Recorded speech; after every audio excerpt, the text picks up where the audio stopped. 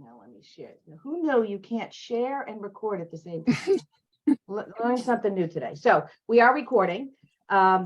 We do have the chat open. So if anyone would like to write questions in the chat, you can do that. We will save that chat. We will make it available to the candidates. So if the question is, we don't get to your question, the candidates will be able to follow up.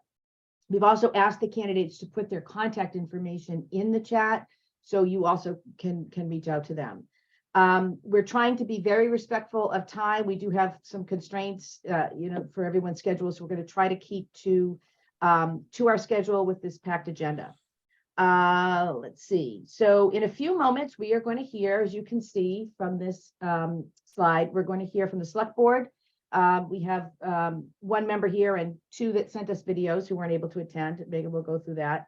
The Board of Health Department, the Rec and Park Board, the Marblehead Light Department candidates, and we will have a representative from the school committee, our chair, who will speak about our question one ballot override question, which will be at the election on June 20th. So please note that we intentionally did not include the school committee, which is a contested race tonight, because I am a candidate for school committee and did not feel it was really appropriate as an executive member of Power Up to include that.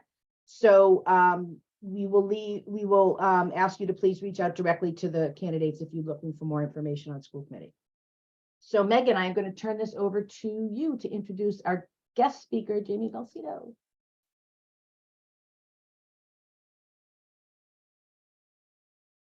Helps if you unmute. Hello, everybody. I am Megan Sweeney, as most of you probably know.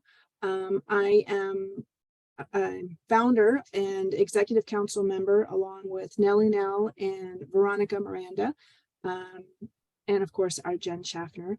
And we are here to hopefully facilitate some informed voting for you for June 20th. I have the absolute pleasure to introduce Jamie Belsito, who will be giving us our opening remarks for this evening. I have known Jamie for several years and had the honor and privilege to work on her campaign when she was running against Seth Moulton. She is a state and federal legislative policy SME. She is a founder of the Maternal Mental Health Leadership Alliance, and she is currently the Topsfield Town Moderator. I just can't thank you enough, Jamie, for being here. And without further ado, I will pass the mic to you. I'm so grateful, Megan and Jen, for the invite. And it's a true testament of how incredibly important it is for every individual in every community to be involved. And that really was how Power Up came to be. Every person deserves to have their voices heard. My community is only 6,600 people. One of the other communities I represented of Wenham is 3,400. It doesn't matter if it's 6 people. The takeaway is be involved. Be involved. Ask the questions. Make sure that you understand what's happening. What I like to call the person behind the curtain. And I know that Power Up is doing exactly that. I know because I know Megan, and I'm just starting to get to know Jen, and both of these individuals have put their heart and soul into their communities. They love Marblehead, as do the candidates that are here tonight. And I'm just psyched to be here and speak about, my journey. Because I think it speaks to a lot of our journeys. Everyone comes here because of a lived experience, because they want to see a change that they're not seeing, because they want to make their communities better. As Megan had just pointed out, I had run for U.S. Congress. I ran for the State House and was elected in that position. And here in Topsfield, I ran for the town moderator. That is like your mini speaker of the house, and put together the town warrant. And we here in Topsfield appoint our finance committee, which we know how important that is. And it really comes down to this. All politics is local. All public servants serve the public. They don't serve themselves. It's not about just you. It's about the people that you're looking to uplift. It's about the communities that you're looking to represent. It's about the ideas that come from your constituents. So I always, we end up, when we run for office, do a lot of talking, moving of the jaws. But once you're in, you can kind of get the mouth to close and get the ears to open and listen and make sure that we're hearing what the issues are. Not all of us know what they are. And we get to be privileged by being in a position to help folks and be transparent about the way that we manage the issues, how we communicate with folks, how the select boards run, what the warrant articles are going to be, why things are managed the way that they are. I tip my hat to any and all folks who run. And that is because in an age where there's so many keyboard warriors, sometimes it's easier not to lean in. But incidentally, it's exactly why we need to stand up and say we need some reasonable people at the table. We need folks who want to take care of their communities. And for whatever reasons, you're putting yourself out there. So stay rooted in that passion, stay rooted in that love of your community, stay rooted, even when maybe you're getting beat up, that one person that's got like a fake name on Facebook and they try to take you down. That's just, look at it this way. None of us are doing this for the fame or the glory, because it's all about the people. So just stay rooted in that and the difference that you can make. And I'm so thankful to see so many candidates show up here tonight to share their vision for one of my most beloved communities, Marblehead. It is the place to be. I don't know how you guys deal with the traffic in the summer, but you've got 15 days away from this election. And you're taking the lid off, Megan Sweeney. You've really forced people's hands to take the lid off. And that's what this forum's all about tonight. So I thank you for the opportunity to be here tonight to say it's worth it. It's worth it. And those of you who are running again that are incumbents, I see you and I thank you. And I'm so excited to kick off this evening's session. I look forward to hearing where everyone's coming from. And Megan, continue to stay. Keeping people asking questions and being positive. And I thank you and Jen for having me here tonight. So thank you so much. And on with the candidates. Oh my gosh, Jamie, thank you. Oh my goodness. All right, guys, so we'll get started. We have, as we said, I think Jen, you're up next. Yes, I So am. I'll pass to you, darling. Yep, I just have a couple quick slides, just in case folks are wondering. I see a lot of familiar faces, which is great, but for some folks who are new, what is Power Up? I'm not going to read this to you, but we are a coalition dedicated to fostering the following initiatives that you can see up here, primarily around accountability and transparency in our government. This is our third election and town meeting season, and it was our third season proposing legislation.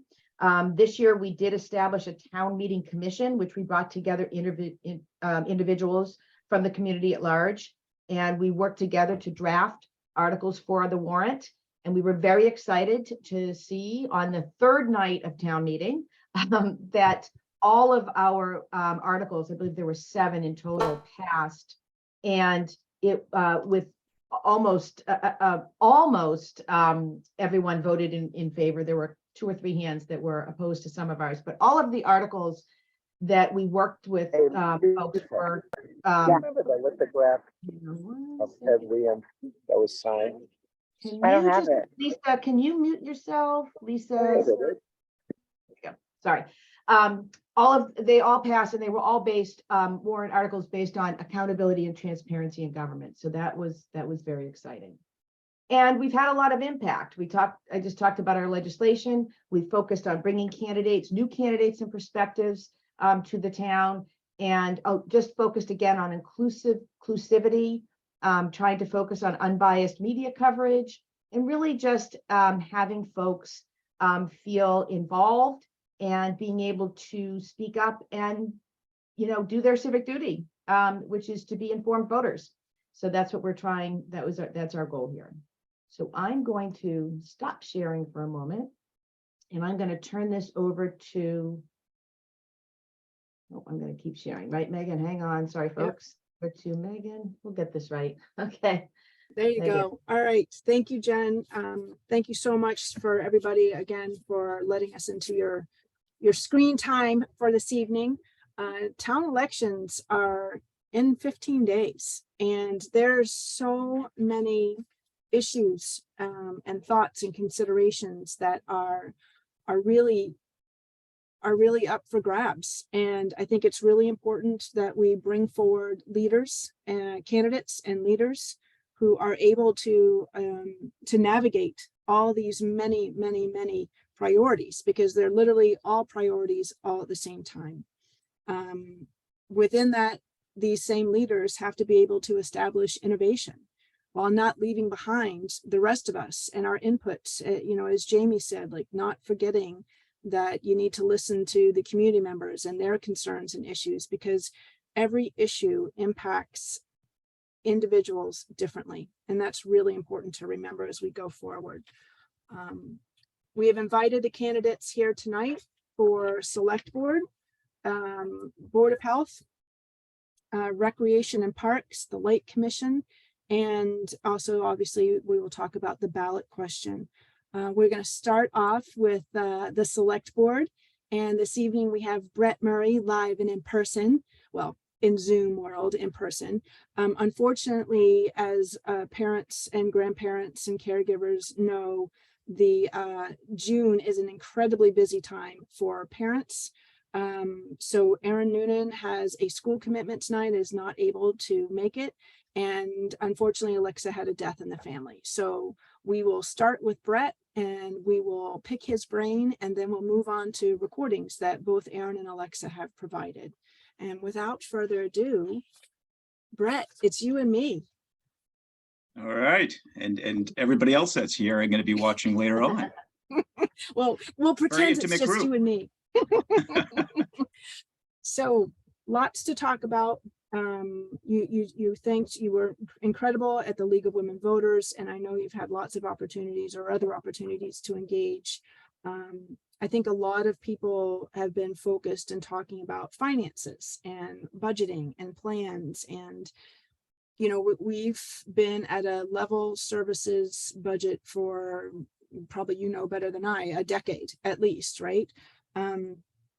What has been the impact, I would say, on the town overall? Because I see you as a select board as the chief executive officers. You sort of oversee a lot, not everything, but a lot. Maybe you can talk to us a little bit about that. Certainly. I think everybody in this town, like any other community, they want their taxes to remain as low, as possible. And as you know, we stayed within, the Proposition 2.5 override, since, 2000, I think it goes back to 2005. So we've been doing that for many years, which has been wonderful. However, as we've seen, throughout the years, it just hasn't kept up. And especially, 4 years ago, when our town budget director said that we were over relying on free cash too much.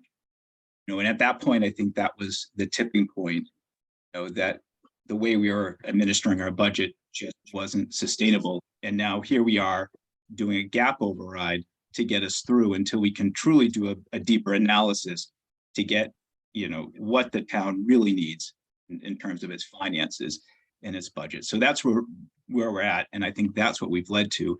And that's what I'm hoping to work with the board if I'm elected to address, because we need that long-term plan.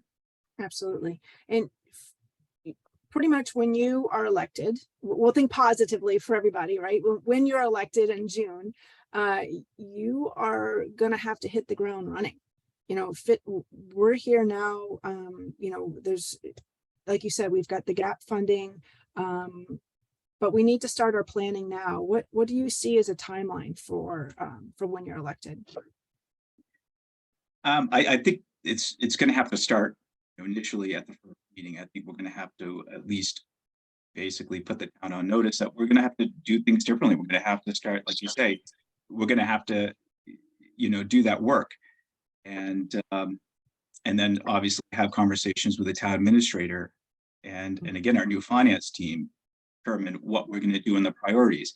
Because remember, we have the fair housing, issue. We have our harbors and waters plan that's going to be coming due.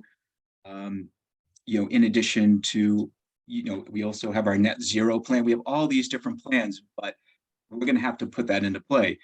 But we're also going to have to wait and see to determine what's also going to make this a little more challenging is if the override, and I hope the override does pass. I know we're going to be talking about that later. That's going to make our job a little bit easier because it could buy us a time to do a longer term analysis to come up with to come up with that plan. But if that does not pass, we're going to have to act, I think, more quickly because of the fact that we're going to have to ramp it up for at least the next fiscal year, let alone maybe getting by one more year without having to come back to the town. And thankfully in town meeting, there was a citizen article brought forward for a staggered 3-year term. It seems to us that would be beneficial, at this crossroads with so much sort of up in the air, as you pointed out. There's so much sort of interdepartmental, for lack of a better, interagency cooperation that's going to be needed. It would seem impossible to get that accomplished if everyone was serving 1-year terms. How do you feel about that? No, I agree. I mean, I served with the late great Judy Jacoby, and I admired her greatly.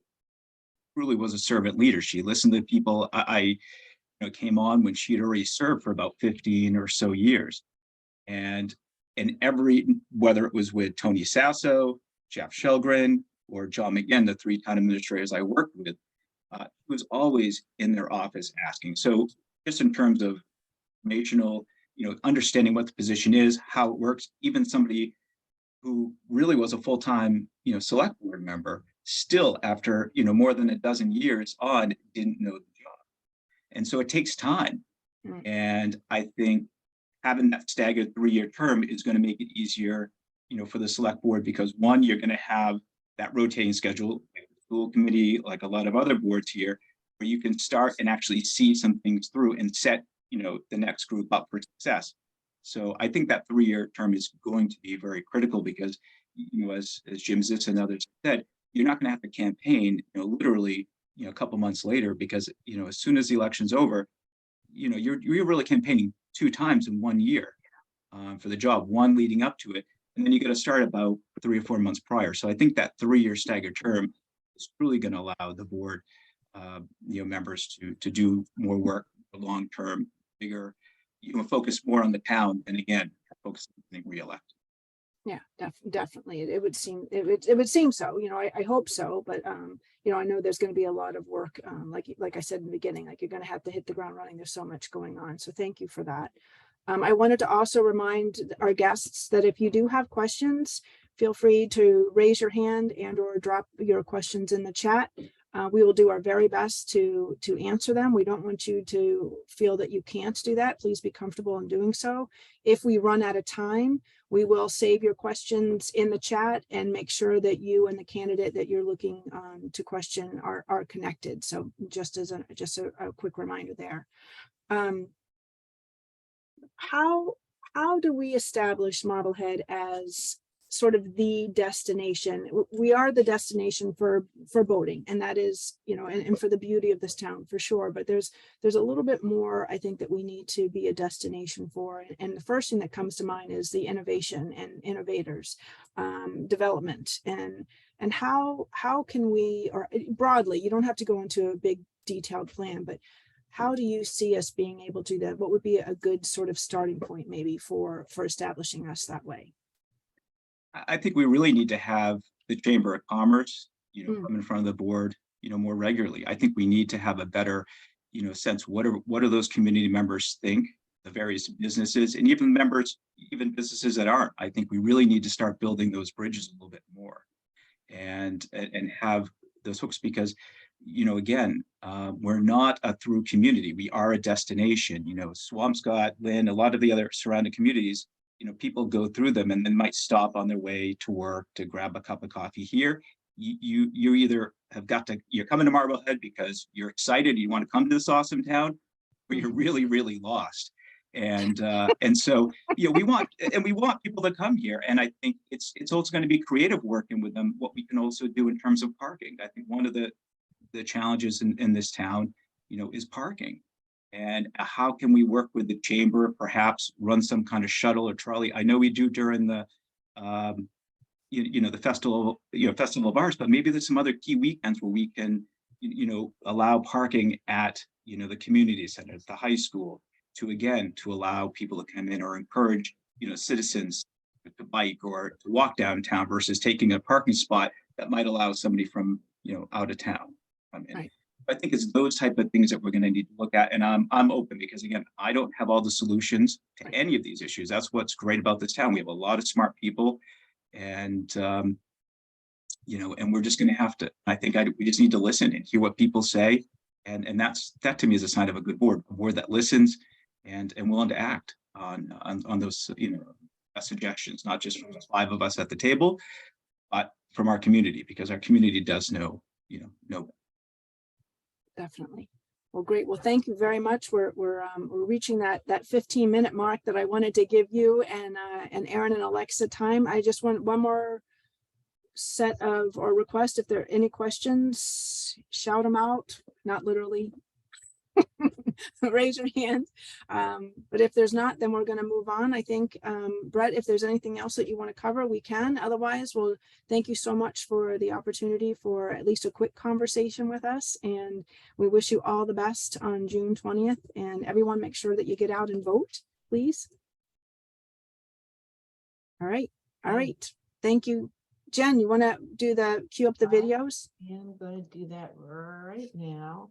So we have, we have 2 videos from 2 of our sitting select board members and candidates.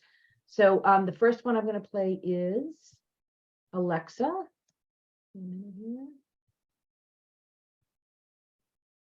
Oop, hang on. Start from the beginning. Thank you for being here this evening.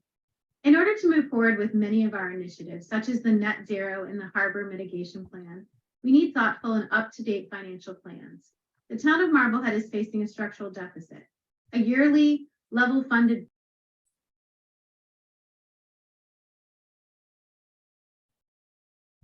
Oops, somehow she's not.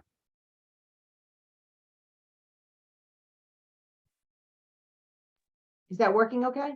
No, when you mute, you can't mute, I Oh. don't think, because it mutes her. All right, sorry, let's start again, and I won't mute myself. I'll just be very quiet. The town of Marblehead is facing a structural deficit.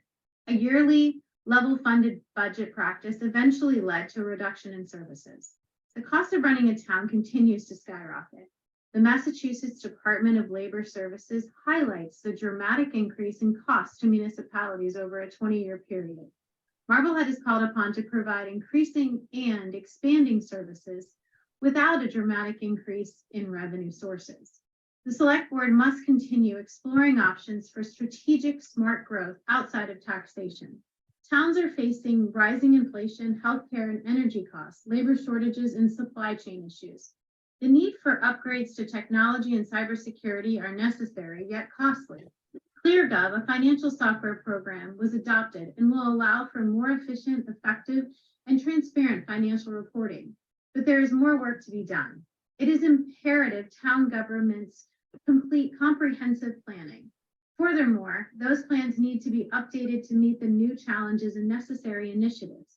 Long-term fiscal health is about finding the balance between identifying sources of new growth and maintaining the level of services our residents deserve. We can't just look at the taxpayer. We need to be first in line for grant opportunities and ensure we are offering creative solutions. Marblehead's government structure consists of many autonomous boards and committees to conduct the business of the town. We need an executive leadership style that embraces accountability, transparency, and accessibility. The prevailing landscape of our government requires that leadership team to embrace new ideas and initiatives and excel in creating collaborative and open-minded working groups to tackle our modern challenges.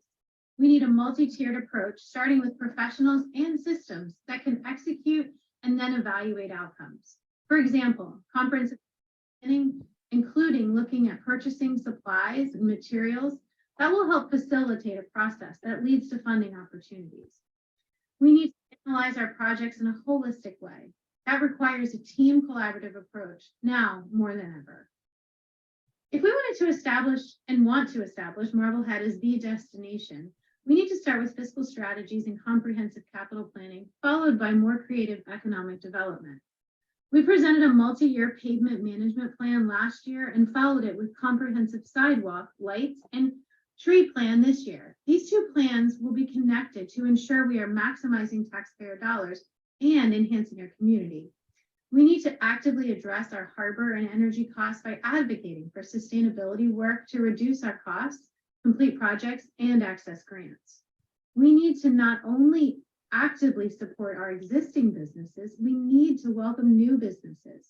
That involves getting our fiscal house in order so that we can offer a level of services and excellent schools. It's not enough to rely on our remarkable natural location.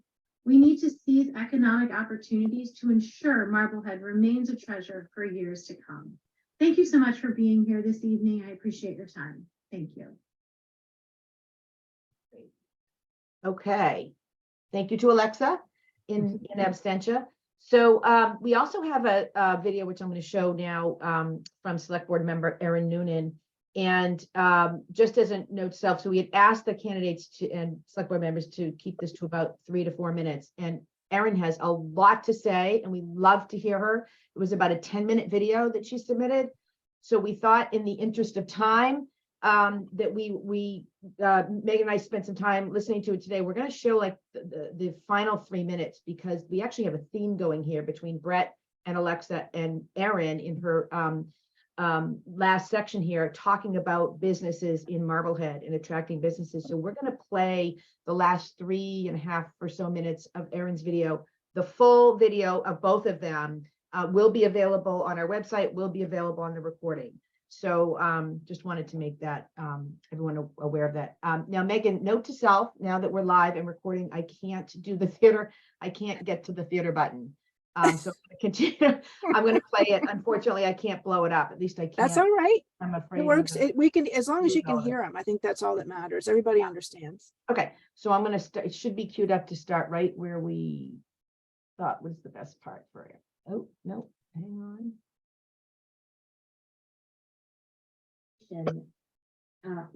This to me is really important. I feel very strongly that our business districts need help from town government, and we could do a lot more to collaborate with our business owners and the chamber to ensure that our business districts in town revive from the pandemic and continue to thrive looking forward. We need to implement the recommendations that were set out in the local rapid recovery plan that we have.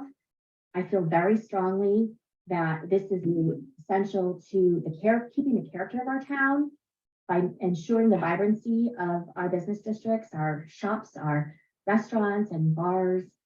To me, that is so much of the special character and charm of this town that I want to be proactive, and I want to be a partner with that community in whatever way government can to ensure their success. I'm looking forward to reaching out to Salem's new mayor Pangallo around ways that Marblehead could help to alleviate their inundation of tourism seasonally and benefit. So I think that there's a mutually beneficial relationship that we could be exploring with Salem right next door. People are coming for history. We've got lots of history here. I've already reached out to Discover Salem earlier like in the winter, around the possibility of piloting a trolley potentially from or cross marketing in terms of tourism and marketing our communities. And because we could be capitalizing on some of that and while also alleviating some of their, their feeling of overwhelmness with the amount of tourism that goes on there. That's again good for our bottom line.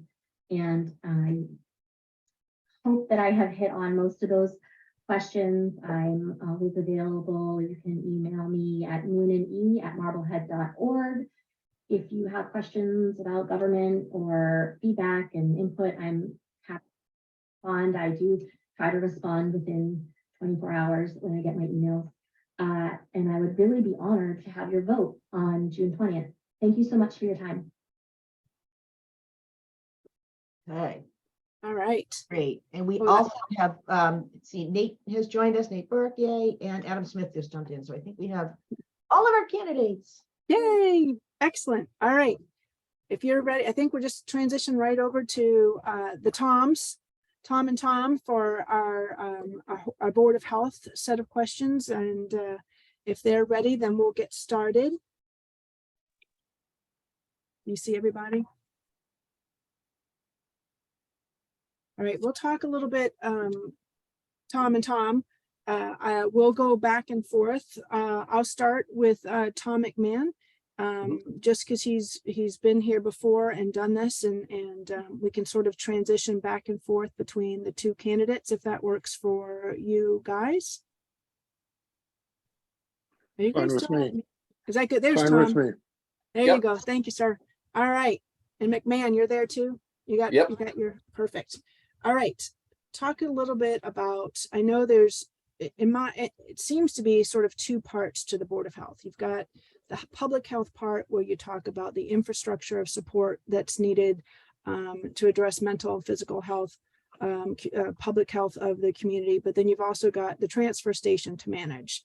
So I think we're going to start with the public health, mental health, physical health end of things, and then we'll go into the transfer station, because the transfer station is just so long and complicated, but we got to touch on it, right? Because it's a hot topic.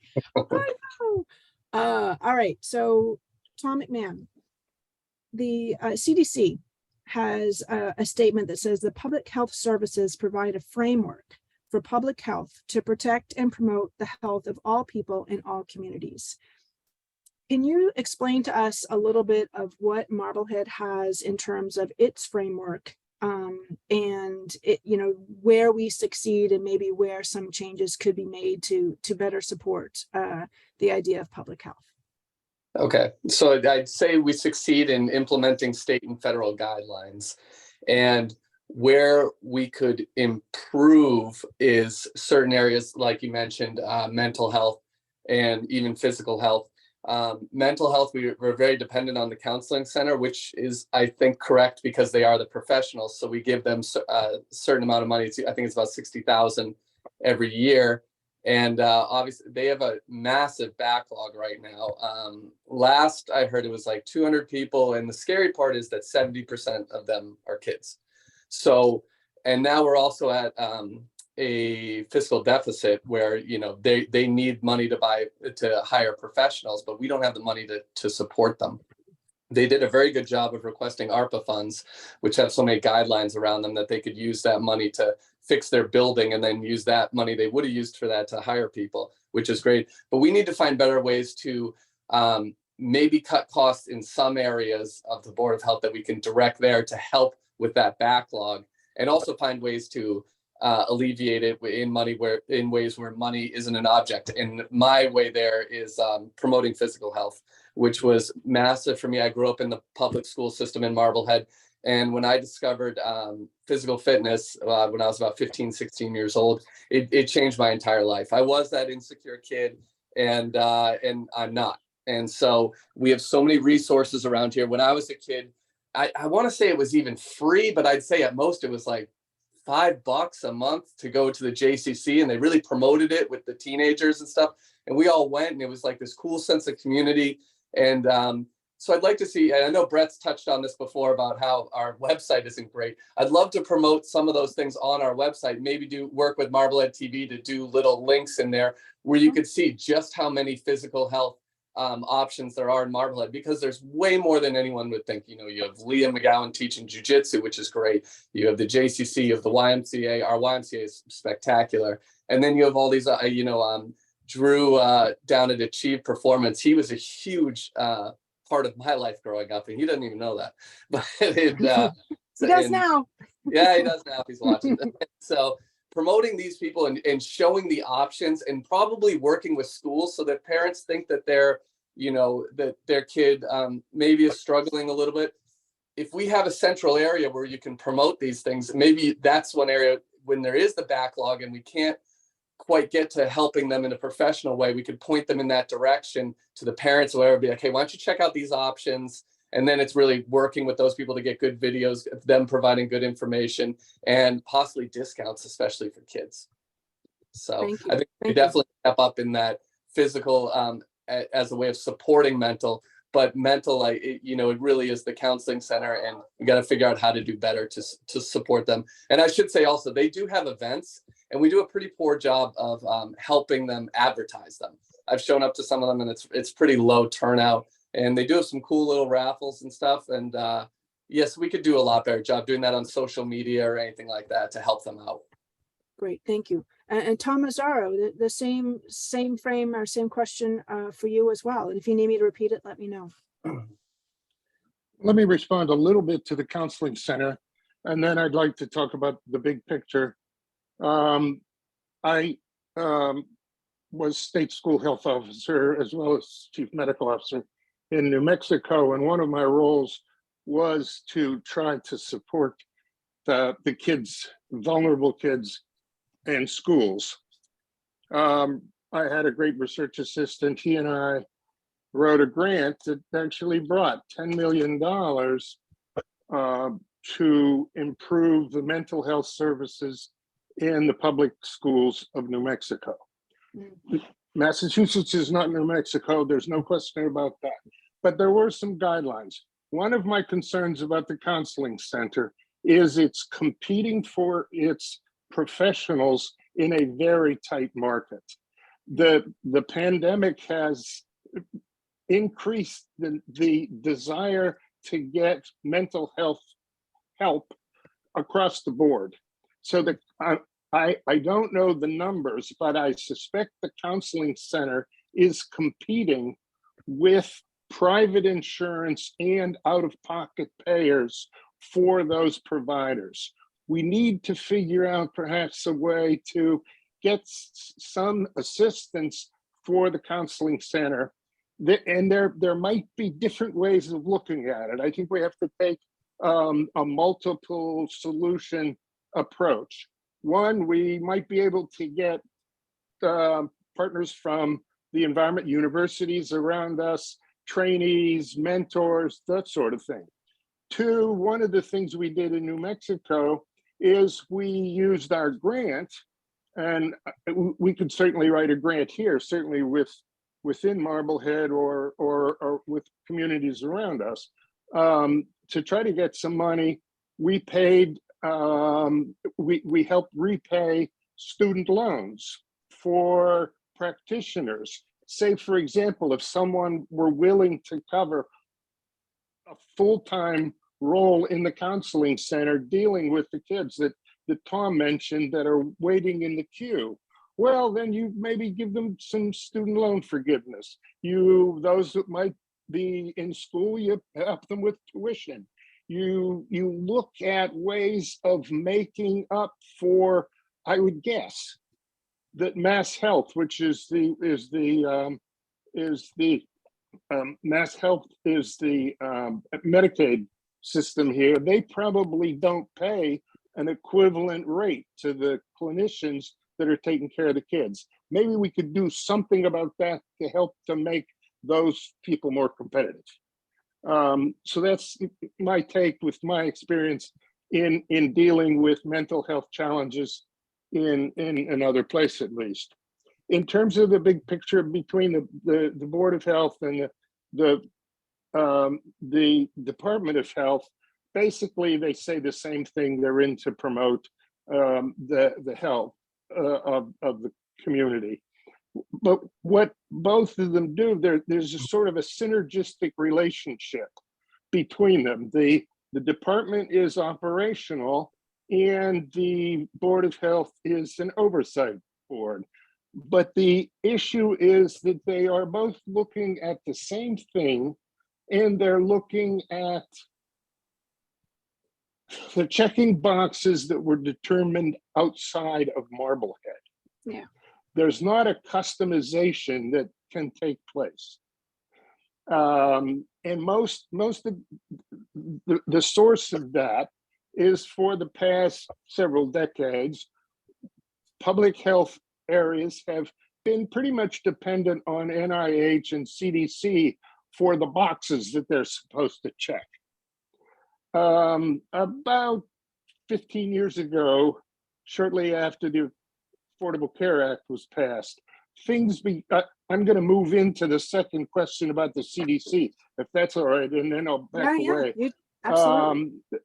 There was a concept that was newly coming from the CDC that said, gee, we've now realized that even though we can improve access through the Affordable Care Act and through the Massachusetts reforms that took place before the Affordable Care Act, we can do that, but we still have inequalities and deficiencies in health outcomes.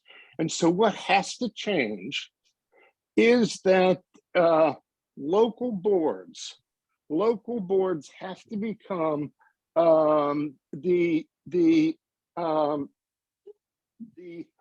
strategic direction. They have to provide strategic direction. They become the chief strategist of health for their communities.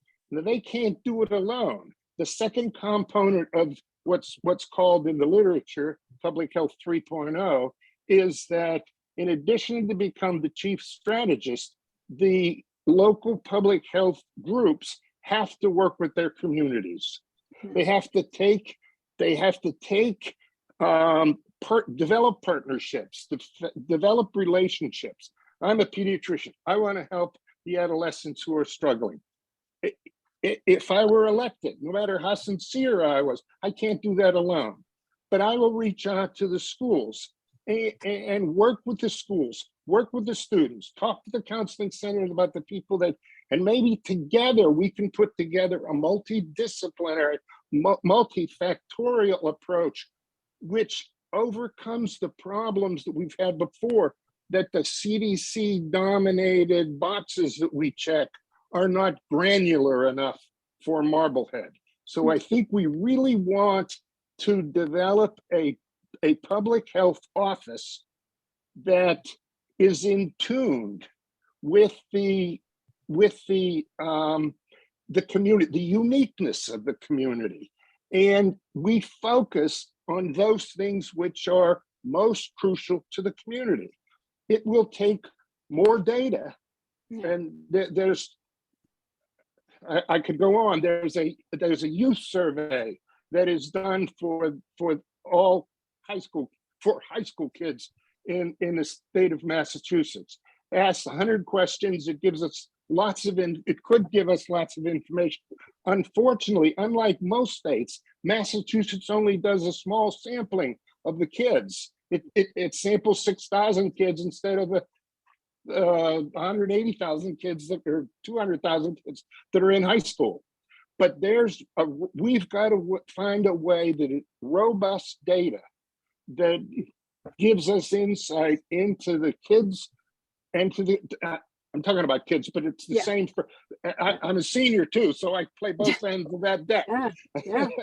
But, I know. It's the we whole thing, need right? more information. Actually, Tom probably has better insight than I do on that because he's a data quality guy. Yeah, he's But we need to get that kind of good data so that then the public health department can really push in ways that are unique to Marblehead.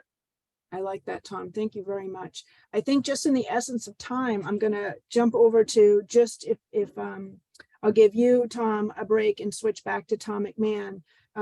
Just not you don't have to go into too much detail, either of you, But there actually are questions in the chat, so don't let me forget. Both you, Tom and Tom, need to check the chat because there's at least 3 questions in there directed at you about Board of Can we, Health. will we get them afterwards? Will you? Yes, sir, you will. Okay, Yep. thanks. And the transfer station,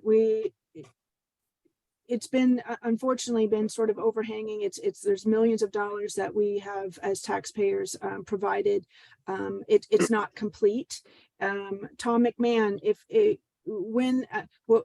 I wish I could say both of you were going to be elected, but when elected, what would be your next steps? What would be a timeline? What would be some deliverables just to move us forward with the transfer station project? I should say project and be positive. Well, there's not a huge change that needs to be done because they essentially have the 2 designs. Okay. They have the one design. They presented both of them last summer to the board, and the board voted on them. And they didn't pick the one which was the original one sold to the town with the sorting floor that most people have heard about. And they went with the latter, which is basically just a facelift. They've signed the contracts for fixing the pit, but I think you can still, the pit was still part of the other one. So I think what you basically need to do is you have both designs. You probably need to tweak them a little bit, which involves a better committee, which involves stakeholders, as in workers at the transfer station, end users being construction workers and people in the neighborhood there that are concerned about traffic and whatnot, to make little tweaks on it, because the committees they had none of those. And that's crucial when you're doing project management, is to have all sorts of stakeholders. So if you take those 2 designs, bring in those people and, a couple, maybe some people that have worked on, say, the Brown School, which I believe was successful as far as coming in under budget, to come in and take a look and build a presentation for the town. We have multiple newspapers, online newspapers, news sources. And really what I think the town needs to decide, since the town voted twice on one design, and that's not the design they're going with, the town needs to be provided all the transparency on the benefits and costs of each one to decide how we want to move forward. And I think you could do that. I think since the designs are there, you can move decently fast on this, but you probably have to have a vote on it. And so that's where I think I'd start with that going forward. Yeah. All right. Thank you, Tom, very much. I know, because I know there's a whole group of you that have been spending a lot of time on that. So we appreciate that. Oh, wait, can I just jump in too? Oh, no. Yeah. Quickly. Yes. All right. Transparency is the big thing here. And it's actually fiscal transparency when you do a project like this is actually very easy. I have a lot of experience with this. And I'm an Excel guy. I'm sure there's better programs that are easy to read. I can make it easy to read on Excel. But you got to get the estimates and you got to get them broken down as detailed as possible. And then when you actually start executing the work, you say how much that costs on the way down. Right next to it, you have a variance there. And when it hits a certain tolerance, you got to explain why. And that it tells an entire story of a project where anyone can look at it. You have your opening statement of exactly what you're doing, and that details the project. Then you don't have to keep asking what happened to the money. You can see exactly where it went wrong and where it went right. And you can post that online on the website. I love that. I love everything should be out there for people to see. Thank you, Tom McMahon. Tom Mazzaro, the same question to you. Just sort of a plan, a few steps I'm really forward and a comfortable. I'm really comfortable with virtually everything that Tom has just said. I'm relatively new. I've been in hundreds of public health offices. This is the only one I've ever known that had a transfer station, so I'm learning. What I would say as the public health doc, whatever we're going to do, let's do it fast. I agree with Tom. We need to make a decision about Plan A and Plan B. We need to understand the differences. I agree that a building committee or program committee that's respected in the community. However, maybe the select board does it. I don't know who does it, but I think that's important that there be a uniform group of referees that helps provide the information, but do it. We need to bring closure on this. Yes. Because today, if we keep going with the way we've gone, the transfer center, transfer station, which itself is a really great town resource, is going to become a public health risk. It takes the energy of the board and it takes the energy of the department away from those public health issues that Tom and I both agree are high priority. We've got to deal with substance abuse. We've got to deal with loneliness, the post-pandemic loneliness, all of those issues out there. But if we continue to debate this, it was telling at the League of Women Voters, the two questions that they were going to ask, the only two they were going to ask the Board of Health candidates was about the transfer center. They eventually did ask a post-pandemic one, but I think, with all due respect, as the new guy, I think the town has got to close the debate, move forward, and support it. And I think that Tom's approach made great sense to me. Well, thank you. I would say that you both have said it both separately and on here that public health is something that we need to address, and the transfer station, to use your words, Tom Mazzaro, is that we need closure there so that you can actually address public health in every aspect, in the schools, in the seniors, in the community in general. So I thank both of you for your passion. You both clearly care, and I'm so thankful that you're both here. The third candidate, David Belfbecker, was not able to make it, but he does have a statement. So if you give me just a minute, I will read that to you. He is unfortunate. He said he has a long-term scheduled commitment, so he was unable to make it tonight, but he appreciated the invite. And here are his words. I served on the Marblehead Board of Health for 18 years and earned a strong reputation of being even-keeled, listening to all sides of an issue and finding common ground.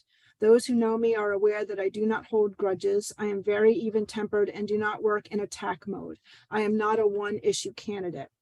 To be a contributing and functioning Board of Health member, it is necessary to have experience and a focus on the health and welfare of all the citizens of our community. My background fulfills those requirements with professional public health experience in my lecturing and research on child abuse. I have advocated for children's and women's rights for over 4 decades. I have been the editor of a nationally awarded professional journal for 38 years, 24 as senior editor. I have a DMD and a master's in public health, both from Harvard. We are dealing with a continuing public health crisis because of our experience with the pandemic.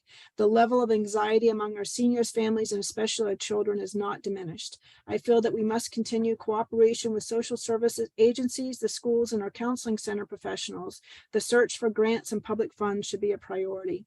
This is not a one-issue board. In order to serve the town properly, leadership has to be able to adapt to whatever's thrown at them. Please vote for me. I promise to continue to work for all citizens of our town.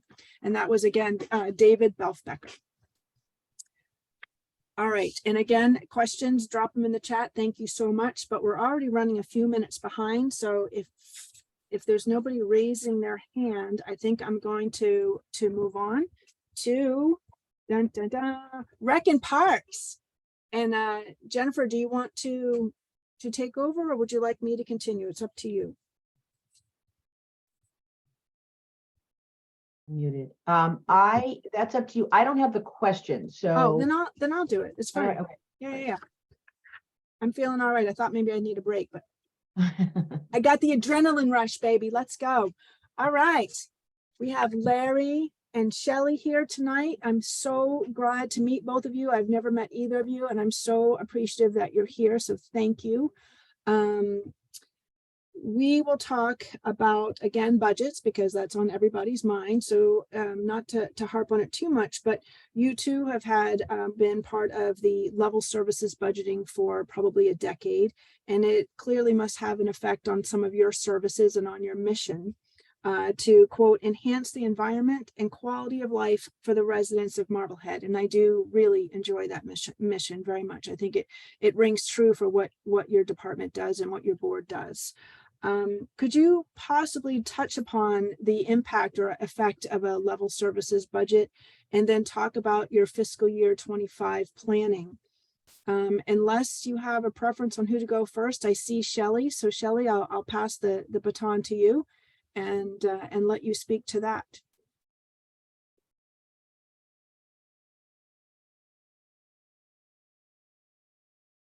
Oh, you're still muted. There you Sorry, go. I didn't get the question because I got kicked out, so I just logged back in. Oh, no. Okay. So, did you hear, were you able to hear the question? No, Okay, so talking about budgets and the level services budgeting that we've all experienced for the last probably decade, it has no doubt impacted the services and missions and goals and objectives that the Park and Rec and the Recs Department has. Could you talk a little bit about maybe what you're going to do or what you plan to do for fiscal year 25 when you're elected, and or maybe some of the different ways we can approach budgeting? well, the overall challenge is that Park and Rec doesn't really have a budget. The budget for the last few years has been around $840,000, of which $671,000 of that is to pay full-time employees, which is about 80%. Yeah. So there's not a lot of money left over for grass seed.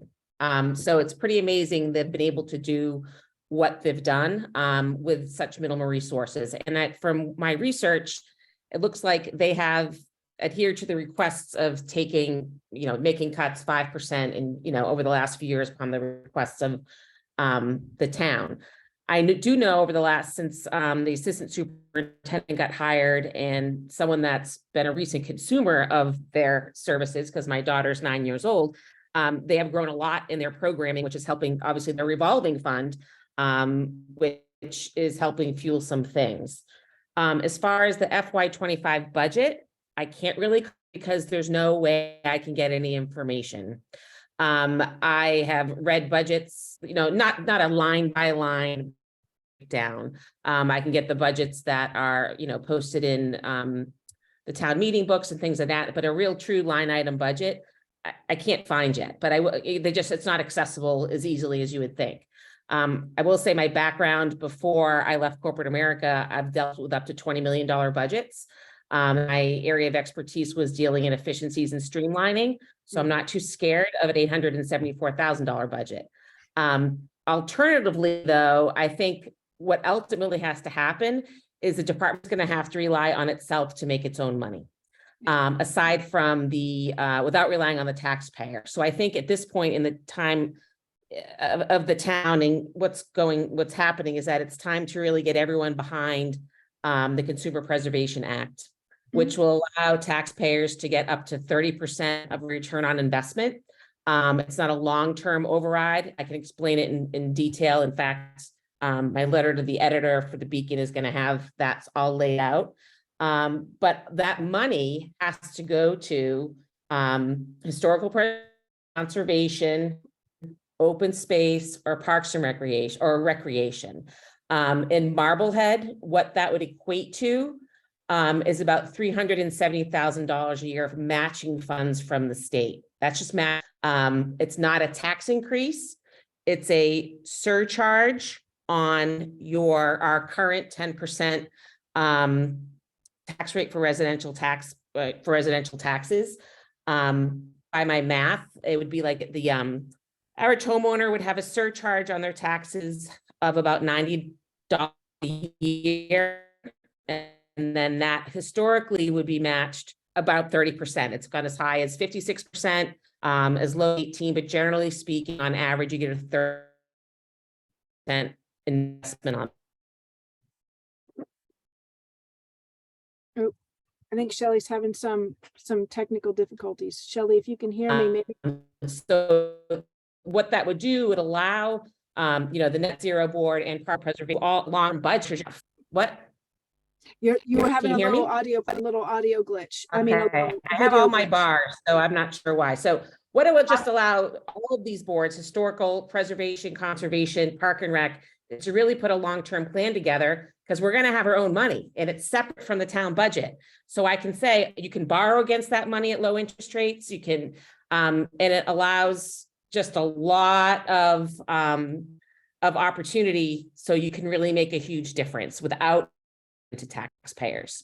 And I think that would be my priority as far as focusing on money and budgeting, because there's not much there to cut anymore. There's not much there, so. No, nothing left to cut, nothing No. left to cut. Oh, that's great, Shelley. Thank you very much. And Larry, the same question to you.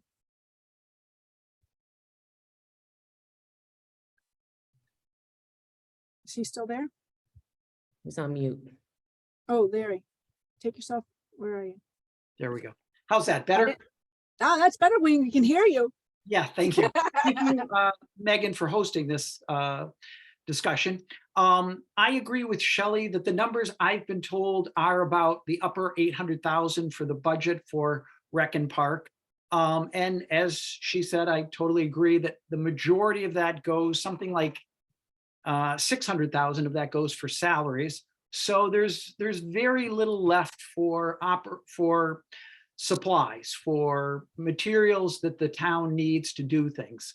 I have known for a decade, I suppose, the former chairman of this committee, which was Chip Osborne. And over the years, he and I have discussed some of the issues. He feels, and I totally agree, he's got a lot of experience. He was on the board for about 20 plus years, that the level funding really isn't that much affected by, in terms of hindering the programs, because the programs for recreation are kind of self-sustaining or paying out of the operations. They're paid out of the programs. And if they have a good year and they have a lot of programs, then the next year they can continue. And if they don't, then it's a slimmer year. But one idea that I've advocated for on my campaign is, again, to stretch our dollars, is to do more collaboration with schools, with Boy Scouts. I'm a small business owner, and I'm working with an Eagle Scout right now who's doing things for the town. He's involved in providing or kind of seeking out money to build the greenhouse at the new high school. And I just think it's a wonderful opportunity. I was a Boy Scout. I was involved in kind of like clubs in high school, and using that resource to kind of stretch our dollars and piggyback on that enthusiasm. It's this generation that's going to take us forward, and kind of instilling in them some of the values for recreation, parks, nature, so that we have vibrancy, so that we have the next generation coming along, but that we're not, the level funding is probably, it's a challenge. There aren't a lot of new revenue streams that we can tap into. Hopefully there's some, but I would love to see, as I say, the efforts go towards building bridges. I recently was involved in a design and a plan to install a little garden at Chandler Hovey, a little pollinator garden there. And we worked with Essex Tech, and we had, I think, about 11 students come in 2 days in a row, all for free, and donated all that labor to install, something beautiful for the town. These are not mostly Marblehead kids. They're from just the region. And I think those opportunities are out there. They are. Thank you very much. That is, it's interesting just listening to now the third set of candidates from the various boards. Each of you are tying into the theme of cooperation, collaboration. What can we do together? What can we do to sort of maximize resources? And it's really refreshing to hear. So thank you both for including both of that in your statements.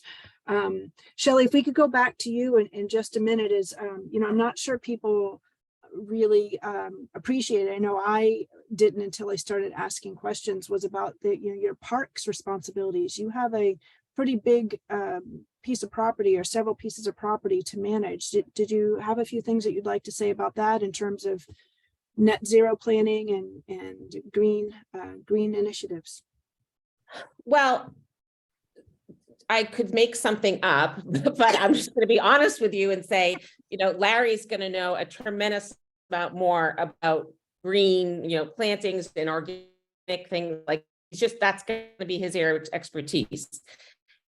It's not mine, which actually can be a good thing, because in a group of 5 people, if you're all experts at the same thing, then you're not very well rounded. So if it came up a project like that, I'd say, okay, Larry, you take the lead and I'll follow, just give me some research so I can do it. And so I think, that this is not my area of expertise. What is, and the 66, building parks with 7 people mowing them, there's no opportunity for the extras, to do mulching. I mean, iris bulbs don't cost that much. Gladiola bulbs don't cost that much.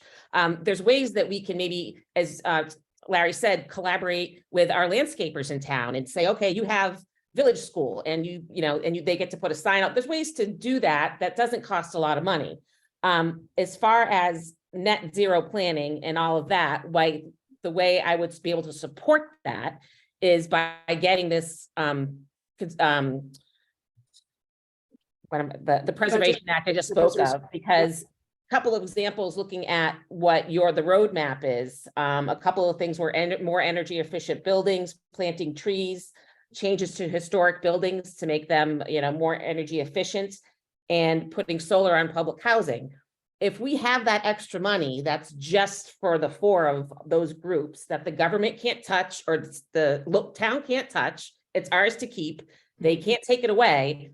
And guess what? You can have money to plant trees. You can put solar, because part of it has to be spent on housing. So you know what? Maybe the housing is, I'm putting solar all over the housing, or that could be combined with conservation. So the way that I can make an impact here is by getting that on the warrant next year, or taking the lead and working with, all of the groups to say, we need to do this. And it's the smartest way to do this without, 195 towns in the Commonwealth have already done this since 2000. We're not like the first ones here.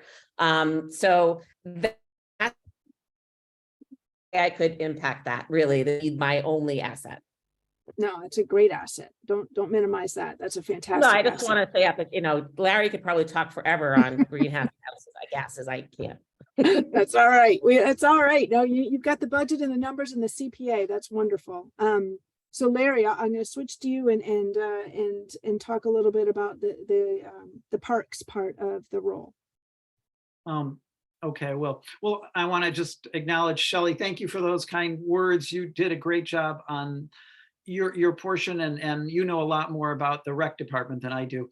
So we'd make a good team, maybe Park and Rec. So on the parks part, I spent some formative years. I worked 12 years for the trustees of reservations, and I managed 114 acre conservation land. We had educational programs. We had cross-country skiing in the winter, and I had to manage a budget for the property. I had to, interact with schools and so on. And so I feel like I do have a lot of familiarity. I've taught plant classes at North Shore Community College for 20 years. So I get to a lot of, I kind of know what works. One of my mottos when I teach is right plant, right place. I think there's a lot of misinformation and a lot of bad or, not great design and, things that aren't in the right place. I am friends with staff at Harvard's Arboretum and at UMass and the urban forestry department there. And so I feel like I'm a little bit on the cutting edge of what's going on and what's appropriate and what's working in the 21st century. So I would be a strong advocate for, looking at all those issues about our parks and what's been done in the past. I think there's an opportunity to shrink our lawns maybe a little bit and plant more native plants, more wildflowers, more things that are self-sustaining so that we're lowering our carbon footprint. So we're lowering our budget for labor, for staff. And, so there's to I me, like it. a golden great. opportunity Yeah, to definitely. move And forward. I think we're at that point where we'll be ready for that change too, Larry. I think Yeah. that's a great point. So And I certainly don't want to take anything away from the current staff that on No, the no. budget they have, they're doing a phenomenal job. And the fields, the ball fields are exquisite.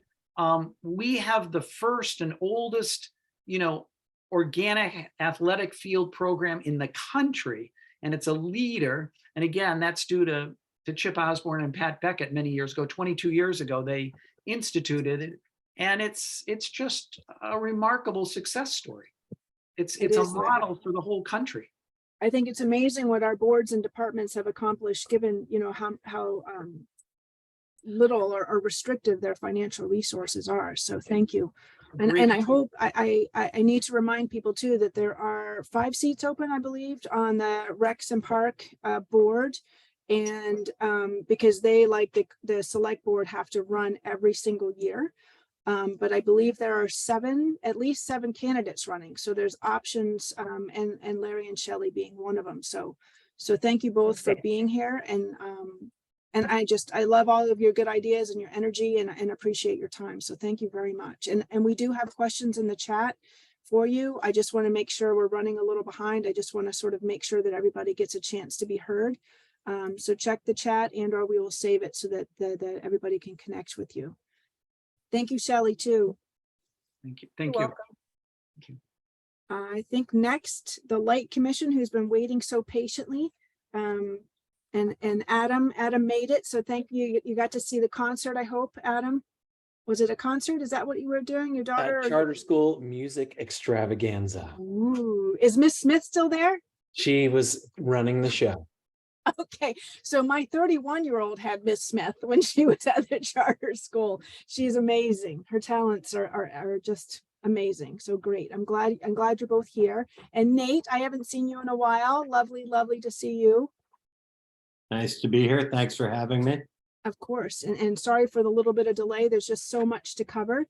Jen Schaffner had considered maybe asking the questions. Jen, is that something that you would still like to do? Give my voice a break. People are probably sick of hearing my voice. No problem at all. So we've got Nate, we've got Adam, and I just want to make sure, Lisa, are you unmuted?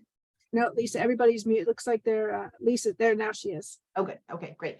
Before we go, Sarah Fox has her hand up. Sarah, did you have a question? Oh, Sarah. No. There was a lot of talk of the CPA community, and I can wield this into my conversation about the override too. But Marblehead's actually twice brought CPA community to town meeting, and twice it's been voted down. And those were in the days when it was a 1-to-1 match, which was definitely more lucrative and more appealing.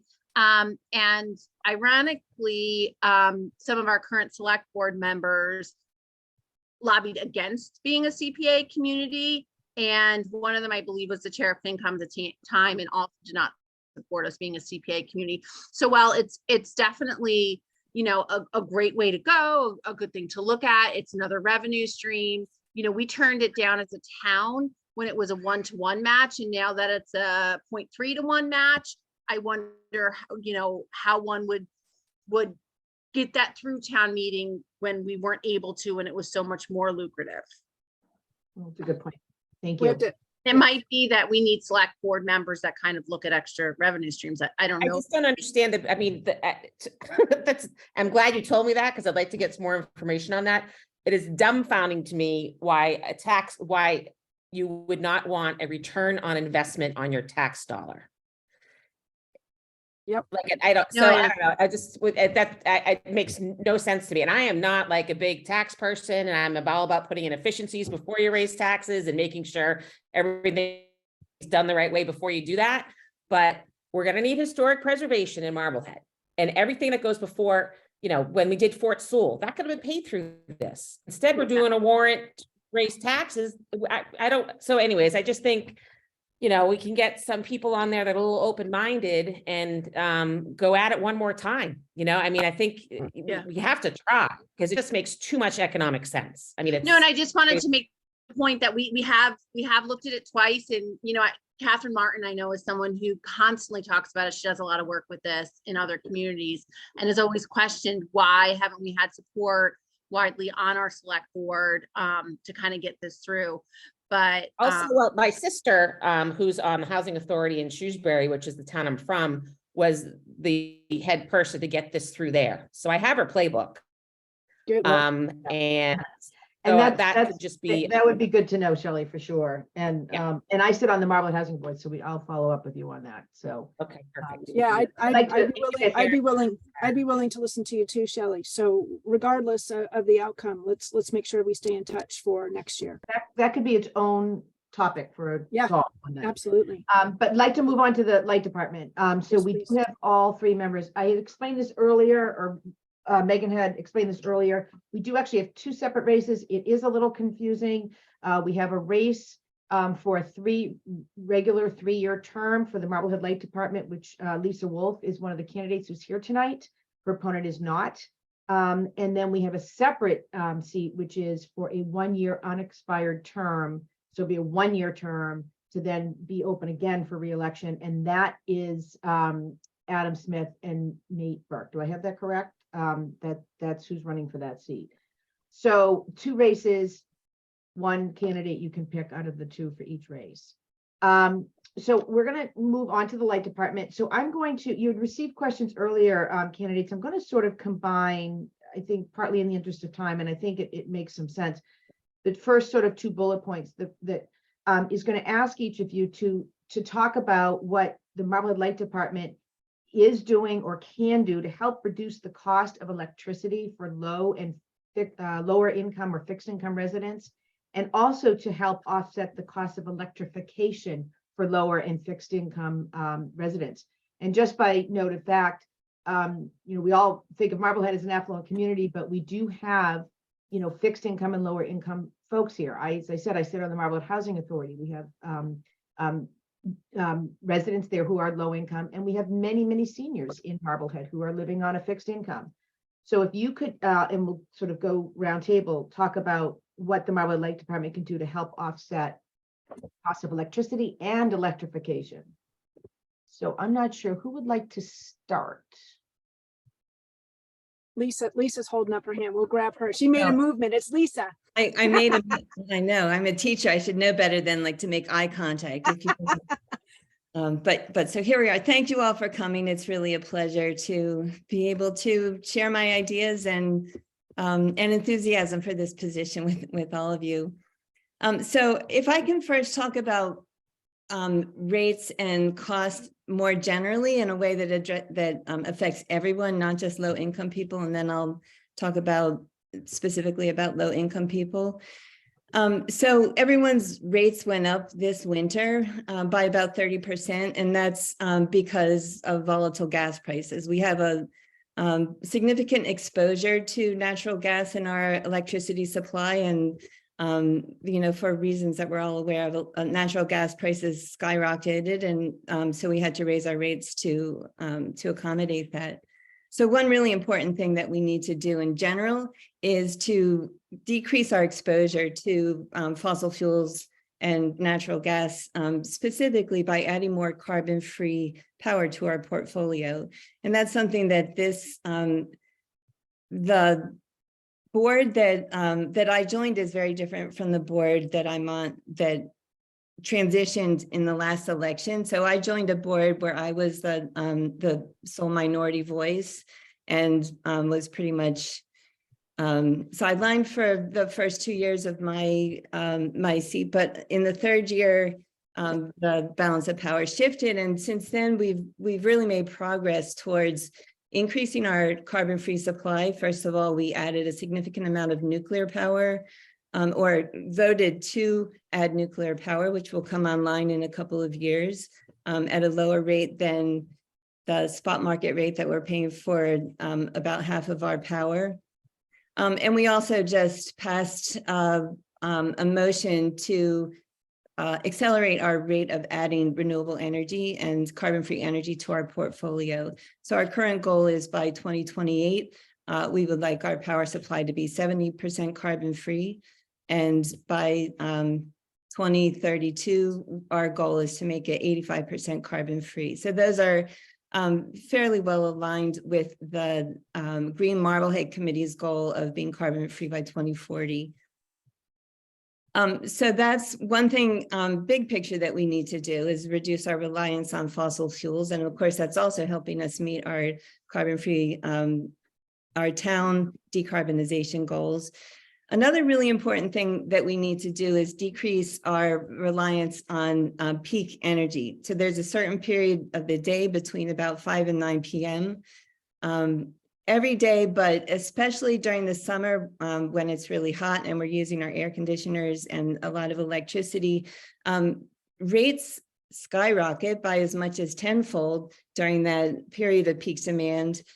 And also because we're forced to use dirtier, more carbon intensive fuels, our carbon emissions also double or triple during those peak demand periods. So we really need an aggressive peak management program. And there are a couple of ways to do that. One is with time of use rates, which incentivize people to not use power during the peak demand periods and shift their use off peak. Right now, actually 30% of our energy costs are due to the one day and the 1 hour in the year when the grid uses the most electricity. So that currently happens in the summer, usually after a hot spell. So again, 1 hour of the year accounts for 37% of our energy costs. There's a lot that we can do, even just paying attention to the peak demand messages that you'll get from the general manager. Reduce your energy usage just during that one period of time, and that can have a significant impact on everyone's rates. And the third thing that any business can do to lower costs is to increase revenues. Unfortunately, our light department is not in a position to aggressively electrify the town because of what we just learned. 25 to 35 years of deferred maintenance has left our system, in the words of our new distribution manager, it's left our system crumbling. So we need to have a plan in place. First of all, we don't have a plan right now. We need some kind of capital maintenance plan and a strategic plan to figure out how we can transition our weakened system to something that's robust and can actually meet the demand of the future, electrifying cars and home heating, for example. So that's in the big picture what I think we need to do. But specifically related to low income people, all of those things will bring rates down for everyone. But last July, the light department started to talk about changing our rate structure so that there was more money going into just meeting the administrative and operational costs. And so that increased everyone's base rate and lowered everyone's per kilowatt hour energy rate. And we were told by the consultant that did this report that people who use more electricity, their rates would actually go down. And people who use less electricity, their rates will go up. And we were assured by the consultant that low income people used more electricity because they didn't have certain efficiencies in place or more efficient appliances, or their homes weren't well insulated. But that didn't ring true. So the board really pushed back and asked for the consultant to come up with some evidence that that was true so that we could actually accept this new rate structure with assurances that it wasn't going to adversely impact lower income people. And at the same time, we asked the general manager if we could put in place a low income rate. And he wasn't sure. He had to check with the DPU, but it turns out because of our request that he found out that yes, in fact, we can offer a low income rate. And so meanwhile, we've coordinated with NESCAP, the North Shore Community Action Program, I think is the name of the program. And so they administer a program to allocate funds that we put into a certain fund. They allocate those to low income people who have applied through NESCAP, a very well organized, well-known organization. So recently, and then I'll finish my statements. Recently, I think in November, the board voted to make it a permanent line item to add $50,000 into the NESCAP budget, which will directly go to subsidize low income rates. Great. Thank you, Lisa. Nate, do you want to jump in next? Sure, I'd be happy to. I feel that answer was towards the original question was a little long-winded as far as beating up the board. But I think all customers benefit from our competitive rates and safety and reliability. That's something that we really have going for us here in town. Now let's look at we have two low-income spheres here. We have low-income families and we have low-income elderly. Low-income elderly, they're taken care of by the state. The state pays their electrical bill if they're in elderly housing in Marblehead. Low-income, families. Those families can gain subsidies by going through different state and federal programs. They can get rebates for different incentives on their units. One of the things we should be doing with low-income families who are in our public housing, we should be updating their systems so we can make sure that they're gaining efficiencies that everybody else has in town. And to make sure we do that properly, we need to analyze all of our housing and make sure that we create a plan in conjunction with the Housing Authority and with Marblehead Electric to move that forward. As far as, other issues with low income, there are plenty of people on fixed incomes in the town of Marblehead, plenty of people who are living on Social Security pensions. We need to help those people out. And I agree that this North Shore Community Action Program is a great thing. I'm really glad that we're putting $50,000 a year aside to help people out with their electric utility bill. I think that's wonderful. I think we should do a really, really efficient job analyzing the data to make sure the right people are getting it. Families, elderly on a fixed income, those are the people that we really have to take care of. Now, as far as the overall influence of everybody and everything that's going on, it'd be nice if the Electric Light Commission could actually educate people on their light bill. It'd be nice if the Electric Light Commission could actually educate people on how to read their meters in real time. Real-time reading is available through our system. You can actually go and look at it. By turning on a washing machine, a dryer, a convection stove, you're spiking your power use between the hours of 4 and 9. We can't ask people not to turn on their stove because many people have to feed their children, but we should better educate them on turning on their dishwasher and their dryer and the washing machine. We should even ask people to put them on timers so they can push a start button. And when the circuit opens up at 9:05, the washing machine will start. Many ways that we can help people out with this. Education is probably first and foremost, though. We have a very, very efficient department that runs very lean. One of the things that we could do is we could do something similar to the Flow and Go. The Flow and Go is a newsletter that comes out from the water department. The light department has nothing. The light department could put their first short circuit out, their newsletter, and they could have how to read your bill, profile on our employees, profile on our portfolio of power, what we're doing to move forward to keep this portfolio moving in the direction of net zero. I think the nuclear option that we've just taken on for 2028 is spectacular, but we're a nimble board. We are 5 people. We should be able to make fast decisions. I've noticed with this board that they are not making any fast decisions. They are dragging their heels and they're not moving forward with what we need to do. What we need to do is get our arms around it and make things happen. This is paramount to the board becoming a real, true board working for the community. We need to work with the park department. We need to get 15,000 square feet for another battery, okay? We have one spot that we have designated for a battery. One battery is not going to do it for this community. We're going to need multiple batteries. We have one spot over on Tioga Way. Nobody's talking about the children's center over there. Nobody's talking about the charter school.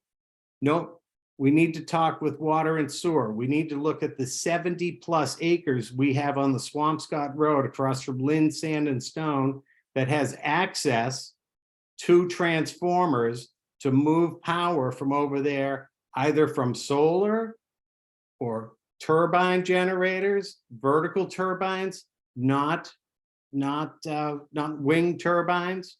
We have to look at battery storage over there to augment the town of Marblehead. We have to work with everybody because this is everybody's problem going forward. Thanks very much. Thank you, Nate. Appreciate that. Adam, I'm going to turn that over to you. Do you need me to redo those questions or are you? No, I think Okay. I got the questions. Hey, everybody, happy to be here. Yeah, keeping the rates low has always been a priority for me in my time on the Light Commission. And, you know, this is something we're proud of as a town when we look at surrounding towns who pay more. We are, as of the most recent data, the second most expensive muni of the 40, though. So there's definitely opportunities for us to look to buy energy that saves rates. You know, what Lisa didn't mention with our nuclear deal is that actually lowers the average cost of electricity in our portfolio today. And that's an important metric for us moving forward as we evaluate both how do we diversify our energy, how do we get off carbon energy, but then also like, is it going to lower the rates for folks? I think both of the folks talked about the energy assistance program. If you have some extra cash, we have a Neighbors Helping Neighbors ability to donate to that program as well to help out folks who are struggling to pay their electricity bills. Yeah, and it was a proud moment to vote to continue to fund that. I also encourage everyone to take an energy audit through the MMLD website. You can do this in person or you can even do it virtually, and they'll take you through, you know, what kind of light bulbs you got, what sort of washer dryer do you have, what's your stove, you know, do you want a heat pump, all in an effort to kind of keep your energy bill down. That's a free audit. You know, in general, your electricity bill should only really go up if you use more electricity. And if you use more electricity for things like cooking, where you previously used it for gas, you should see your gas bill go down. And you know, ideally that trade-off is in your favor there. So if you're thinking about buying a new cooking range or you know, a new clothes dryer, we have rebates online. They're pretty good for those two items. It's like $500 toward a heat pump dryer or induction stove. And Nate's right, we could do a better job at communicating all these things. You know, if you check the meeting minutes of the 9 months that I've been on the board, these have come up multiple times. You know, why don't we do a flow and go? I like your name idea. You know, why don't we look to reactivate the second line coming into town from Swampscott to ensure our reliability? You know, we all know the tree fell on the line last winter, 21, and took out the whole town. You know, if we had a second line in from Swampscott, that might not have been a problem. But you have to remember the role of this board is policy. We can recommend policy, we can push folks to do things, and we can evaluate the general manager against those goals. So it's not entirely fair to hold the board accountable for not moving. In some ways, it's the very lean department that may need more headcount and more partnerships with the town to move a little faster. Those are my answers to the first two questions. Great. Thank you, Adam. Okay. We had two other questions, and actually, because we are behind schedule, I'm going to combine them because I think you all three are doing a great job of multitasking answers to a complex question. So the first part of the question is talk about how Marblehead Light Department is preparing or will prepare households to move forward to full electrification. And it's sort of a contrast that talking about accountability towards our net zero plan. So what is the responsibility of Marblehead Light to help the town reach the net zero plan with other, you know, other agencies and other parts of the government in town? So combination of electrification and reaching net zero. Let's reverse engineer this. Adam, do you want to go first? Yeah, sure. Thanks, Jen. I'd love to see more cooperation among town departments. This town permitting system that everyone uses to apply for permits and stores permits holds a lot of valuable data around for who's applied for heat pumps, who's applied for electric vehicles. We've been asking for a regular report from this data for months. With this data, the light department could better plan for areas where our grid needs upgrades. If we knew that there were 3 projects happening on a block or 10 projects happening on a particular substation, this is the kind of data that we need to not get caught up in supply chain of having to buy new transformers or having to buy new equipment. I'd also like to see better cooperation among these departments to help our customers streamline their projects. I was talking to a ratepayer this week who said, I'm doing a home improvement project and I can't figure it out between the rebate and the permits and my builder and the light department. No one's given me the straight story here. Imagine a single page flyer that said, here's the 5 steps. Here's where you get your quote from. Here's how the process to get the permitting. Here's the steps to installation, and here's your rebate. I've heard too many customers say that this process is very confusing for even heat pumps. Solar is another story. We should be exiting here pretty soon with the similar kind of one-pager happy path on solar. And just on the net zero thing, the light department is largely independent from the town as an enterprise. So the light department's role in the 2040 net zero plan is to ensure that the electricity that we're buying for Marblehead is generated by non-carbon sources. Lisa alluded to the steps that we took as a board. We voted to pull it forward to say by 2028, we need 70%. Again, where it makes economic sense. We're not making these decisions to raise rates. We're making these decisions to diversify our portfolio ahead of a bit of the unknown that looks out to 2040. Let's figure this out in 28. Let's find more sources of energy that help our reliability and lower rates. We're at about 40% today. We've got some nuclear, we got a little bit of wind from the Berkshires. We're hoping to buy more hydroelectricity from up in Quebec. And we got a little bit of solar from Ludlow, Mass, and some solar in town. Again, we want to do this without compromising our nationally recognized reliability and our affordability compared to the bigger utilities. Thank you. Thanks, Adam. Nate? Well, I agree with some of Adam's points. I think they're legitimate, and but let's recognize we're the end of the line. So this is where the power ends, right here in Marblehead. So it's very important for us going forward to do the proper upgrades to make sure we can monitor all of our power. Village 13, great project, all in for it. Actually, I think the decision should have been made 2 years earlier. I think that was a mistake, and we're going to pay a heavy duty price for waiting on that. Marblehead basically has, let's do some napkin math here. We've got 10,000 homes. We've got 1,000 transformers. Okay, transformer can handle 3 cars. Okay, we're not even going to talk about heat pumps. Every time a new car comes online, we actually need to know where that car is going to be garaged in order to put that proper charging station in. Now, do you want a rapid charging station? Do you want a slow charging station? That's another factor. Okay, we had an accident a couple of weeks ago. Somebody put in a rapid charger, plugged it in, pooched a transformer. This isn't something that we should be putting up with. It's kind of like the clown wagon. We should know ahead of time. Nobody should be keeping it a secret from us that they're buying an electric car. I had a neighbor who wanted to keep it a secret. I was shocked. She said it's none of the town's business. Well, there are 2 electric cars on that transformer on our street. So if the third person doesn't let us know, we're going to have an issue. We need to communicate. The same thing we need to communicate with the other departments. I would love to put a vertical wind turbine up at the dump and experiment with it and see what's going on. See if we could harness some power out of 3 or 4 of these, you know? I'd like to further investigate the battery from its safety issue. I'd like to further investigate the smaller battery, not the utility battery, but the smaller battery.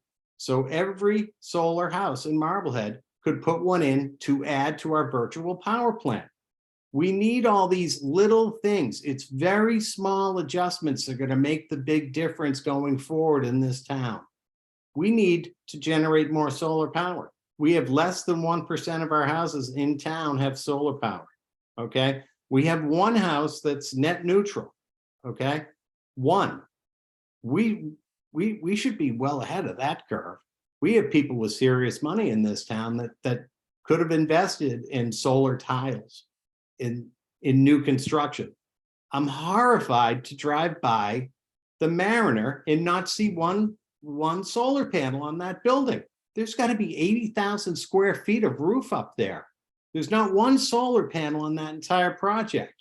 I fault the light department for not pushing that, okay? I fault Marblehead Sustainable for not pushing that. These are town issues that we're all hooked up together. I am all for sustainable.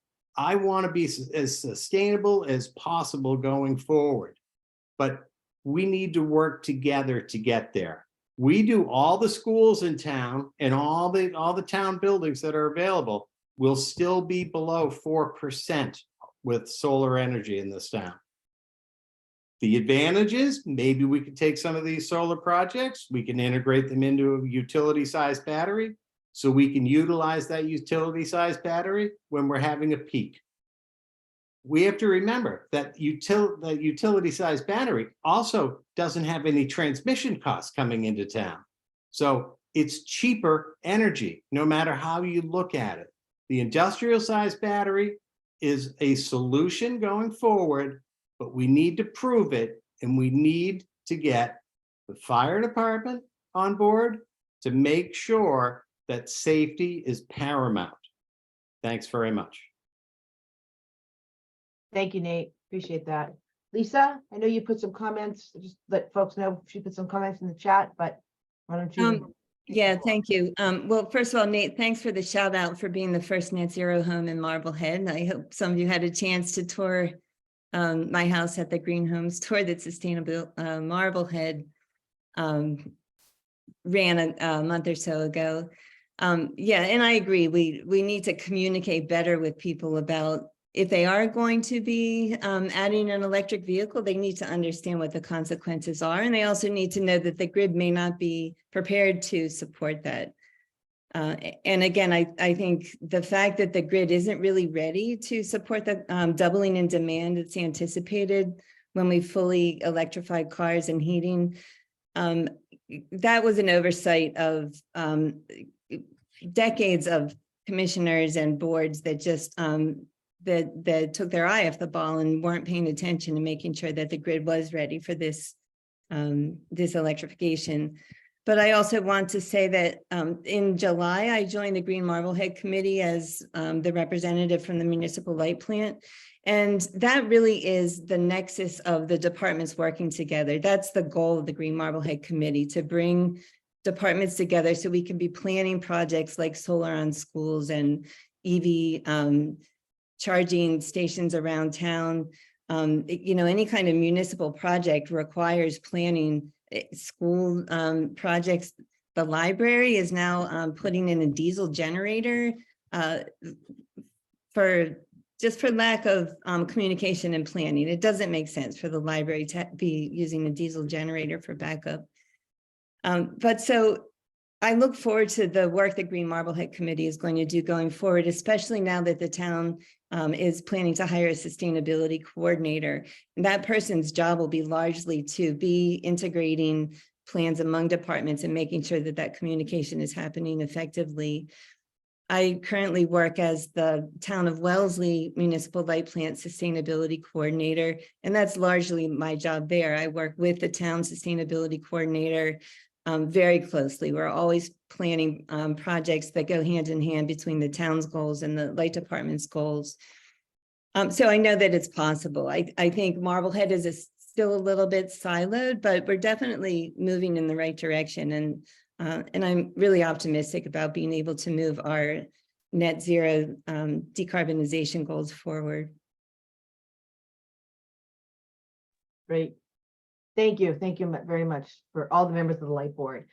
So we are a little behind schedule. It's getting late. Our last topic we have tonight is a brief update or a few comments on question 1, which is on the ballot June 20th. It is a question for tax voters to approve a Proposition 2.5 tax override.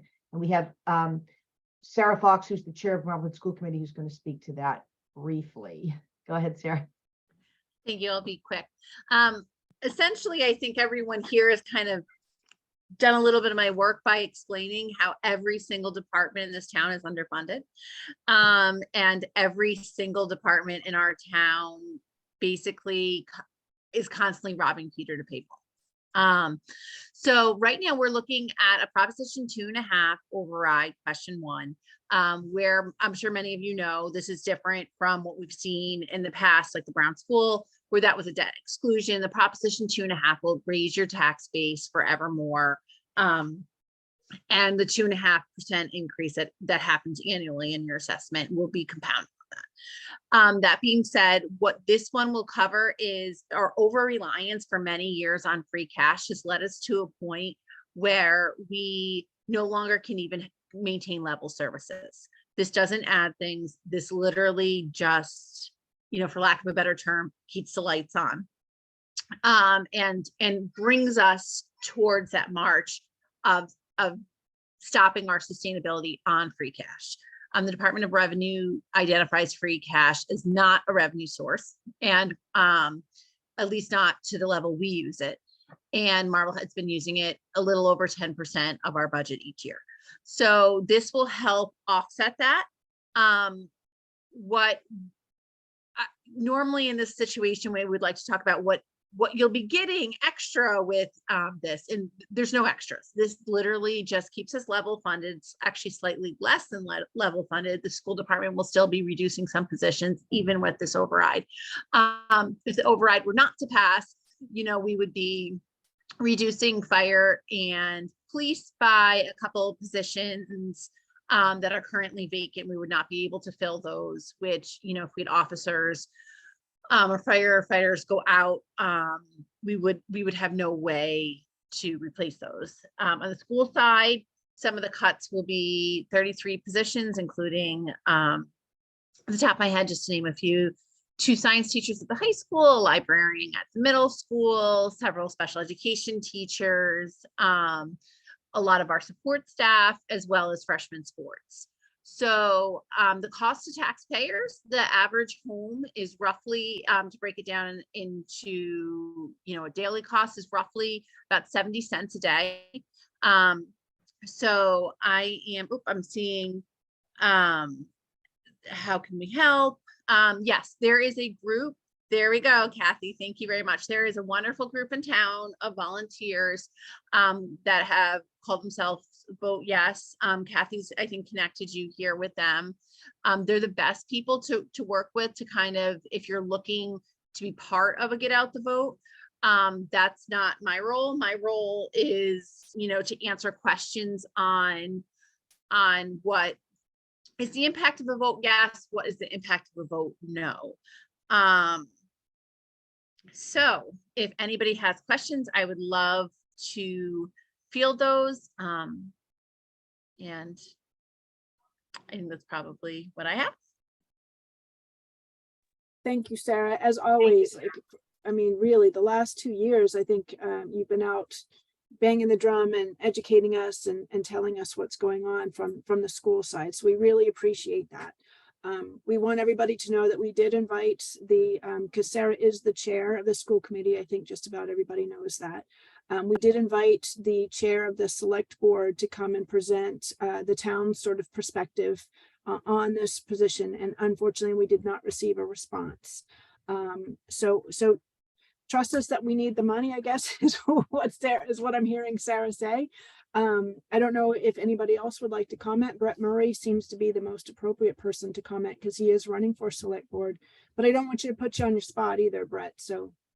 No, I just want to reiterate, you're seeing, Sarah did a great job. And again, go to the website, about the vote yes on it. I think there's lots of information. I think it's great that the majority of the folks running for the select board are in favor of it, one's not. But I think, I just want to make sure people know about this, that it's a town-wide override. It's not just the school department. It's not the select board in the offices, or the boards and commissions under that. It's the entire town. Because the town works on various shifts, we've been able to pause, at the police and the fire, so you can do overtime. With the school department, there's one shift. And so they're going to feel more of the cuts coming. So I just want people to realize that. And I also just want to iterate that, this does impact town employees. And it's personal to me because, again, I come from a town employee family. And I think it's, it's my parents made a bargain with the town that they're going to be taken care of as long as they do what they're supposed to do. And the leaders are supposed to do what they're supposed to do. And I think it's important that when you go to the polls and you look at, this article, think about the leaders you elect, because I think there's unfortunately some leaders that, broke that promise. And I think, we can do better. And so please, Article 1. Thank you very much. Appreciate All that. right, I think unless there's more There's one questions, which little- oh, go Sarah. I knew you had one more. She can't help Where? herself. Go. The way I kind of explained it to people, and of course here I'm going to have a friend come join me. Oh, Always oh, good. friend who should be in bed. Mama's talking. Hold on. So what I will say is, if last year in spring of 22, when we were all at town meeting, and I hope we all were there, when we voted on our level budget at that point, if no one had a problem raising their hand for that, which by the way, no one that year voted no on the level funded budget, you'd have no reason to oppose this, because quite frankly, that is what is being funded. The need for this is because for years and years, we kicked the can of fiscal management down the road, and this is where we have to start doing proper fiscal management. And unfortunately, this is a step in that process. So I hope people support it. I hope, if they have questions, I think everybody in town knows some way to contact me. If not, I'm sure Megan or Jen can put you in contact with us. Definitely. We always, Sarah, I love everybody here. I think it's really important to know that all the candidates here are readily accessible and available for your questions. They deserve your attention. They deserve your time and your votes, quite honestly, consideration for your votes on June 20th. For the time that they put in tonight. They just gave us 2 hours of their time, and we thank you. Oh, wait, we have Allison Taylor. Miss Taylor, what would you like to Hi, contribute? I'm not going to put my video on because I'm getting my child to bed and it's a harried mess here, but I have been listening. I just want to commend the candidates that showed up tonight. I remember from last year how harrowing or anxiety ridden a feeling it could be, not for a bad reason, just because you want to put your best foot forward. You want to be able to share with people your platform, and you want to be able to reach as many people as possible. And so it takes a lot to step up to the plate on the ballot. And it takes even more, to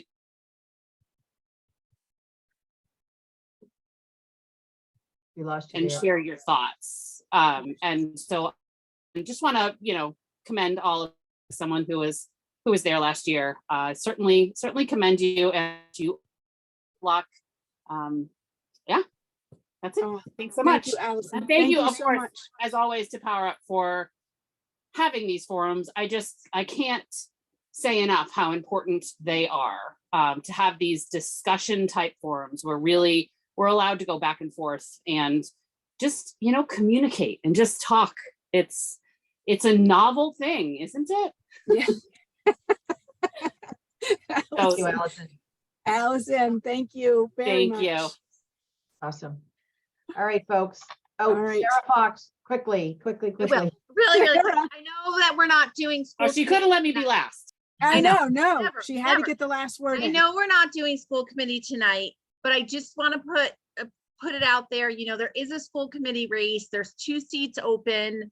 And I want to applaud the leadership of Power Up, because it really speaks to the steering committee, the people that make up the steering committee, their commitment to transparency and integrity, why they chose not to host a school committee forum.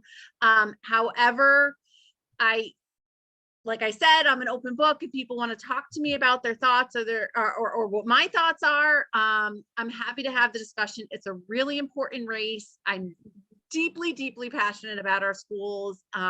So please just, take what I said about why we're not discussing the school committee and the integrity of the steering board and how they've done that, and still keep digging and looking and make sure people understand that it's a really important race as well.